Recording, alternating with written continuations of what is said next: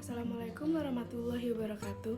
Saya Nela Mafaza dengan NPM 2152011041. Di sini saya akan membacakan materi tentang syarat sah perjanjian mata kuliah hukum perikatan dengan dosen pengampu Ibu Siti Nur Hasanah SHMH. Syarat sah perjanjian yang pertama terdapat pada pasal 1320 buku BW, yang kedua, sepakat mereka yang mengikat dirinya, yang ketiga, kecakapan untuk membuat suatu persetujuan, yang keempat, suatu hal tertentu, yang kelima, suatu sebab yang halal. Sepakat mereka yang mengikat dirinya.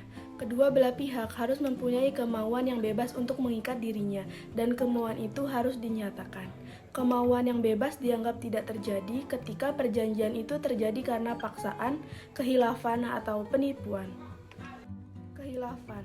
Periksa pasal 1321 dan 1322.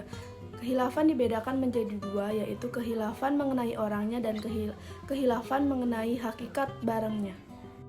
Paksaan. Periksa pasal 1323 dan 1324. Yang dimaksud dengan paksaan adalah kekerasan jasmani atau ancaman dengan sesuatu yang diperbolehkan hukum yang menimbulkan ketakutan kepada seseorang sehingga ia membuat perjanjian. Bandingkan dengan pasal 1326 dan 1327. Penipuan terdapat pada pasal 1328.